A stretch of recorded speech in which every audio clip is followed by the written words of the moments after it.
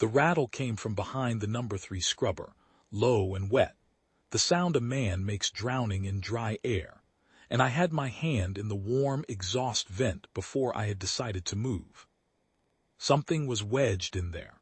In the one rich corner of a ship that metered its breath to the gram, something had crawled into the recycler's warm backwash and was dying in it. I got a light on it. Scales charcoal dark, dull as cold iron, laddered down a long neck folded into a space built for ducting. A small leather-ribbed wing, pinned against the manifold. 2 slit eyes, amber gone gray at the rims, found me and did not blink. Down the throat ran a line of ember-colored scales, and they were nearly out faint as the last coal in a dead grate. It was a dragon, a child of 1, and it was suffocating on my air. I am Hessa March. On the long-hauler Castle Drift I am the reclamation tech, the politest word the manifest has for the woman who keeps 200 sleeping colonists and 9 waking crew in clean air and clean water across the 11 months it takes to cross the dark. Nobody thinks about me until they cannot breathe. So I knew, the moment that ember line guttered, exactly what was wrong. Our air was reclaimed, scrubbed thin and even. Every gram counted against 11 months with no margin. The thing in my ductwork had vents along its throat made for richer stuff, and they could not pull a living breath from what the drift gave its crew. It had dragged itself to the one warm pocket on the ship, the recycler's own backwash, and even that was running out. I should have keyed the manifest.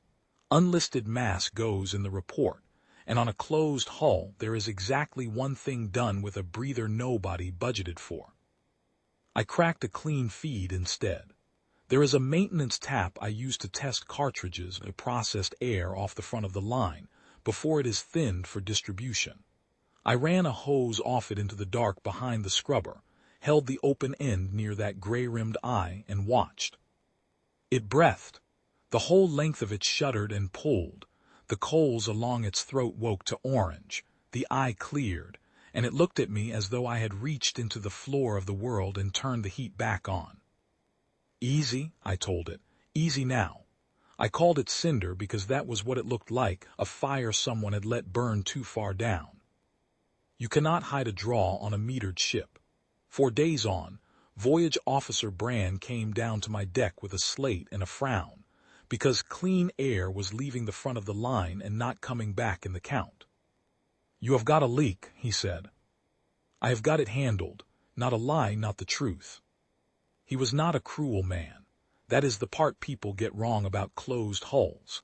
Brand had 11 months and no margin and 200 lives asleep below, and when he found the source 3 days later, when he stood in my bay and watched the charcoal shape breathing easy in its warm corner, he did the math out loud, gently, the way you tell a child a hard thing.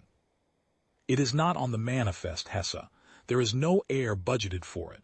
Over 11 months, one more breather is the difference between everyone landing and not. He did not raise his voice. It vents at the next purge cycle. I am sorry. I had 9 days. So I bought them. I logged the clean draw under my own ration, which meant I breathed the thin, distributed air the rest of the crew did, and gave Cinder the rich stuff off the front. You feel that, after a while, the headache that takes up residence behind your eyes, the way the ladder rungs drift farther apart. I cut my own margin and fed it to the thing in my floor, and told myself it was 9 days and I would sleep when it was done. On the 5th night the test tap fouled a cartridge I had run too long, and I came down the ladder to a bay gone quiet and the ember line guttering low again. I had no clean cartridge to spare and no time to make one, so I pulled the filter out of my own breather mask, fitted it to the feed by hand in the dark, and gave him the air I was meant to keep for myself. He came back. The coals climbed. I sat on the deck plating with my back against the warm scrubber housing and breath shallow until morning, and that was the night I stopped pretending I would ever let him vent. Cinder grew stronger on it. That was the cruelty and the gift both. The ember line ran solid gold now, jaw to chest. The folded wing worked loose and stretched, a span wider than I had guessed, ribbed and scaled and plainly built to ride a sky, not hide in a duct. It would lay its long neck across my knees while I serviced the cartridges and make a sound low in its chest, not a purr so much as a banked furnace. When I came down the ladder, it lifted its head before my boot touched the deck, every time, as if the whole point of the day had finally arrived. On the seventh day it pressed its throat to my open hand and made a smaller sound, a young one's sound, and I understood it was asking not for air, but for me to stay. I had no answer it would like. What none of us on the drift knew was that we were not alone in the lane. For most of a year the Asari wing had searched the freight corridors for a lost young one, calling on the old draconic bands, the long, low frequencies that freighters filter out as noise. A clutch son had been thrown clear in a transit accident and swallowed by the shipping dark, and his kin had not stopped looking, lane by lane, a thing too large to imagine, and they did it anyway. They could not find a young one too weak to answer. But Cinder was not too weak anymore. On the 8th night, breathing rich and golden on air I had starved myself to give him, he climbed to the observation slit in my bay, filled his strengthened chest, and called, and a year of searching turned in the dark and came for him. They reached us at the worst hour. A micrometeor cracked the number 2 reclaimer that same night, a real breach, real air lost. The purge cycle moved up, Bran on the comm ordering the bay sealed and the unmanifested mass vented to save the count.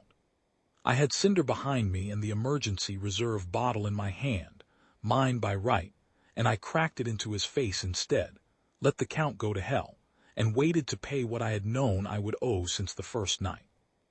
The hull did not vent. What drew alongside the castle drift filled the observation slit and then filled the dark beyond it, vast, slow, scaled in red gone nearly to black, a single wing that could have wrapped my whole deck, and one eye, ancient and gold, fixed through the port on the small charcoal shape behind me. The wing mother of Asari. She did not roar. She did not break us open, though I have no doubt she could have. She matched our heading and waited at our door like a guest, because the young one inside was breathing, and she wanted to know who had spent their own air to keep it so. They brought me through to her, spent and gray-lipped and barely on my feet. Her voice up close was a pressure more than a sound, formal and old, and it knew my name before I gave it. For a year my wing crossed these lanes and could not keep him alive in the dark, she said. You did, on your own breath, asking nothing. The great head lowered, not to the floor, not a court bowing, only enough to bring that gold eye level with mine. I have come to return the air you spent. And she did.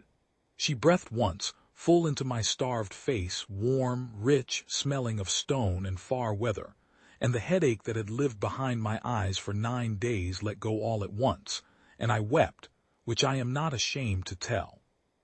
Cinder Sauron, she named him, a clutch son of Asari, had to go. Of course he had to go. His kin had crossed a year of dark for him, and his sky was waiting. He came to me first. He laid that golden throat across my hand one last time.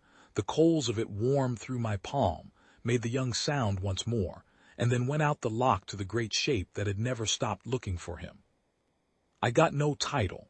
I lost the reserve and a good deal of standing for the count I had let run, and when I had healed, I went back to tending the scrubbers on the castle drift, where nobody thinks about me until they cannot breathe. The manifest never did list him, but I know to the gram what one small life costs in air, because I gave him mine, and old as I get, I will spend it again the day I hear that rattle behind the number 3 scrubber.